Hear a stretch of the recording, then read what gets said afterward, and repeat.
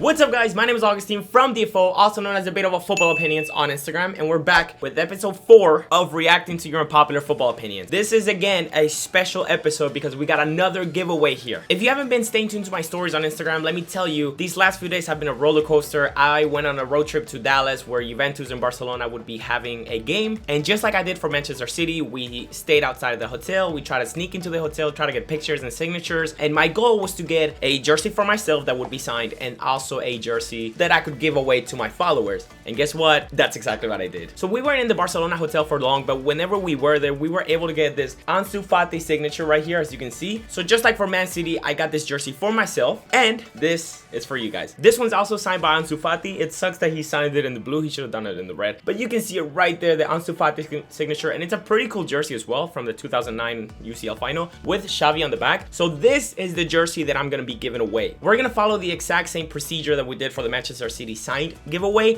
All you have to do are 2 simple steps. 1, subscribe to the channel. You most likely already are, so I appreciate you in advance. And 2, just leave a comment in this video. It can be your unpopular opinion. It can just be the reason why you want to win this jersey. It can literally be just you saying, I'm simply commenting for the jersey. I don't care. As long as you leave a comment and you subscribe to the channel, you enter the chance for this giveaway. And just like I told you for the Manchester City giveaway, if you don't win, it's okay, because I'm trying my best to come up with more experiences and opportunities like this. I mean, for example, right off the bat, after the Barcelona jersey giveaway, we also have this one. It's a Juventus signed jersey for next week that I got coming up. You can see Vlahovic and Cuadrado as well. I got one for you guys that has Cuadrado in it, so that should also be pretty interesting. So yeah, last week we did Man City. This week we're doing Barcelona. Next week we're gonna do Juventus, and then eventually down the line, hopefully I get a few more. I'll see what I can come up with. On the meantime, let's just focus on this Barcelona one. Again, all you have to do is subscribe to the channel, and 2, leave a comment. As simple as that. Hey guys, so actually I realized now that I forgot to mention this very important detail. Last time that I did a giveaway on YouTube, there were bots trying to impersonate me, and they tell you that you won the giveaway, and then they try to get your personal information, or they try to get your money.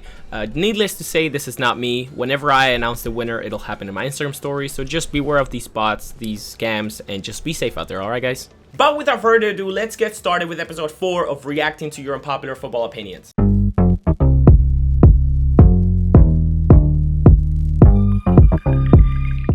As usual, I ask on Instagram what are some of your unpopular football opinions, the most unpopular football opinion that you have. And as usual, we got hundreds and hundreds and hundreds of submissions here. I'm just gonna go through them little by little. I'll read whatever catches my eye. I'll give you my reaction. So again, let's not waste any more time with introductions, and let's get the video started. Unpopular opinion number 1. Pedri is a generational talent, and he will be the best midfielder of this decade. We talked a lot about the definition of generational in the last episode. I don't know if he's a generational talent. Maybe he has potential to be a generational midfielder. But will he be the best midfielder of the decade? This generation actually has a lot of great midfielders on the come up that could be the best midfielder of the next decade, of the 2020s, I guess. Pedri is definitely out there. I don't know how unpopular this is. He's been getting a lot of praise, especially for this second half of the season, last season. And I think he's got enough qualities for what it takes to be a really, really great midfielder. So we'll see. I don't know about best midfielder of the next decade, but we shall see. Okay, this one's definitely unpopular. Copa America is harder to win than Euros. I think the Euros has more teams with more quality. Like Copa America, Argentina, Brazil will always compete. Uruguay, Colombia will always be tough teams to beat. Chile is another somewhat of a okay team. Ecuador has been given a lot of fight recently, so the quality is there. I don't want to like put it below anything. But then in the Euros, 1, you have stronger teams, and 2, you have a bigger quantity of stronger teams. So I think the Euros might be harder to win, but I do think that Copa America gets a little bit disrespected on like social media. But I think that's just mostly Ronaldo fans trolling or stuff like that, or people who want to like talk shit about Messi's accomplishments or something. But anyways, I think I disagree with this. All right guys, Toni Kroos is average. He's hyped because of his passing accuracy. I do agree with the opinion that passing accuracy should not be something that we look at whenever we rate midfielders. Depending on where these midfielders play in the pitch, they're not always just playing forward passes. Like some midfielders are more attacking than others, and they risk that final pass that will break the defense line, whereas other midfielders just pass around the sides. They're a little bit more defensive, and also it depends a lot on the team's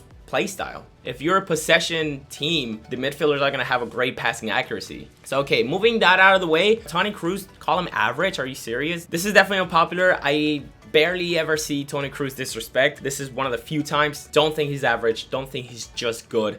Just great. He's world class. His legacy is there. Whether you want to look at it individually or what he has achieved with like every team that he's been on. He's class, and there's no way around it. Buffon is the most overrated goalkeeper. Now, this one hurt as a Juventus fan, and Buffon, I love him, and I rate him pretty highly. Anytime that I get asked who has been the best goalkeeper of our generation, I always think about Buffon, Casillas, and Neuer, but I always give a different answer depending on what day of the week it is. Buffon is definitely up there. I don't know how you can call him overrated. He's up there with the prime argument. He's up there with the consistency argument. I mean, he's the most consistent and the one with the biggest longevity. Neuer peaked somewhat late, and Casillas had a good prime that didn't last that long. He was a great goalkeeper with great consistency, but he didn't do it as long as Buffon. So Buffon's there in terms of prime and consistency, and those are the two factors that are the most important whenever you rate how great of a footballer's legacy is. Buffon's got it at both, and I don't know how you can call him overrated. He's a great goalkeeper, one of the best goalkeepers of all time, and I don't think he's overrated at all. Neymar had potential to be the GOAT, maybe at one point, or definitely be the best player of our generational after Messi and Ronaldo passed the torch to him. I think I can agree. I mean, in terms of prime and talent, I think Neymar had the best one. Just in terms of prime, at least. Probably the third best player of our generation. Did he have potential to be the GOAT? That's a whole other discussion, and there's a lot of contenders for that. I'm gonna say no, but he was definitely up there. It's a shame that, again, I mentioned this in a previous episode, time just flew past him, and he's already 30 years old. Can you believe that? 30 years old. Next one, Chiellini's better than Ramos in defensive abilities. I'm not going to waste my time with this one. I'm going to say yes, 100%. Chiellini, probably when it comes to pure raw defensive abilities, the best defender out of the last 10 years. And while we're at it, I think Bonucci is the best ball-playing center back of the last 10 years. Piqué is also up there, but Bonucci the best one. All right, moving on. This one I've actually seen being posted in like different big Instagram pages. Without injuries, Dembele would have been better than Mbappe. I don't think so. You got to remember that Mbappe scored in the World Cup final. He's got a World Cup at the age of 18. Individually, it might be closer than you think. Dembele was killing it at Dortmund in this last few years, and now that he's at his best once again in Barcelona, he's been cooking, especially in the second half of the season with Xavi, and I think the second half of the season is what made him stay. I think he can definitely get his level back up, and he's gonna do really, really good this season. I got my stocks on Dembele FC. He's gonna do great.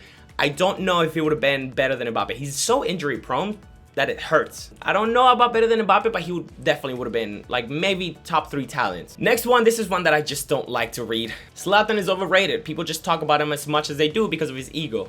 I think this guy might be on the younger side because Ibrahimovic, just like Buffon, he's got both arguments, prime and consistency, to raise up how good of a player he was. His prime definitely up there, and his consistency better than his prime. It just lasted so long. He's been at so many different top clubs, and he's still doing it. He didn't play too much for Milan, but just he's a great leader. His presence on the locker room, you definitely feel it. I'm talking as if I'm there in the locker room. But again, he's 40 years old. He's still killing it. And he's been killing it since he was 18 years old. He's got the same consistency level as like Messi and Ronaldo. He's been at the top level, not exactly up there with Messi and Ronaldo, obviously, just a tier below, or maybe 2, I don't know. But basically, what I'm trying to say, just like Buffon, he checks the marks for prime and consistency. I don't see how you can call him overrated, because whenever I see people talking about the best striker of our generation, I don't see people bringing in Ibrahimovic. I always see people talking about Benzema, Suarez, and Lewandowski. Those 3. Never Ibrahimovic. And he's got the checks on both marks, prime and consistency. I don't know what else he needed to do, but whatever. Next one, Dembele is better than Salah.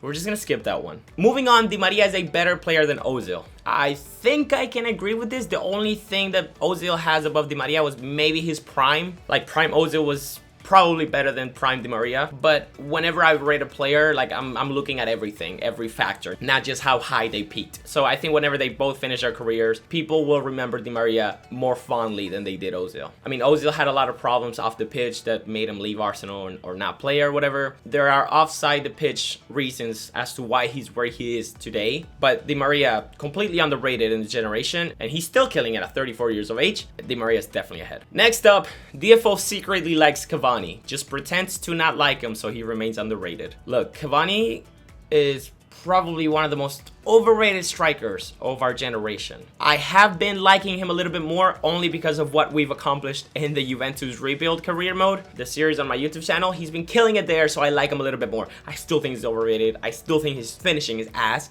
I don't know how he slowly creeped his way into getting great striker shouts. I feel like I'm living in an alternative world where he was a great player. Like, I saw him be shit, and then I was teleported here, and everybody rates him. I don't understand. I feel like I'm alone in this. I need one person to be like, Default, I agree with you, Cavani sucks. Even if you don't believe that, just tell me, because I'm going insane here. Whew.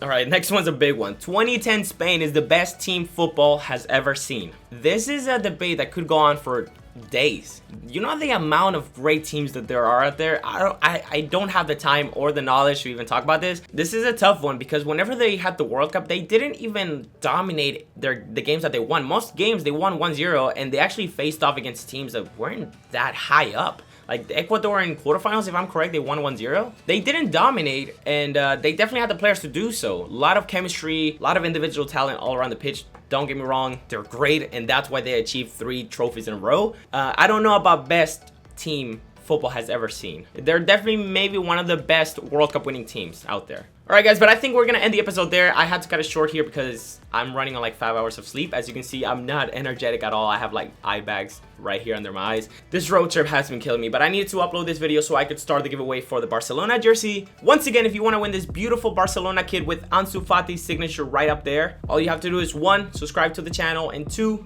leave a comment in this video, whatever it is. It could be your unpopular opinion. It could just be the reason why you want to win this jersey, or you could say something like DFO is the best account on YouTube and Instagram and Twitter and TikTok and Facebook, everywhere, just everywhere. Best of luck in the giveaway. Don't forget that there will be more to come in the near future. Again, thank y'all for watching, and I'll see you guys in the next video. Take care and cheers.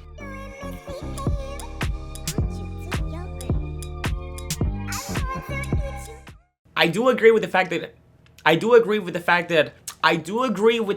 passing accuracy, fucking hell.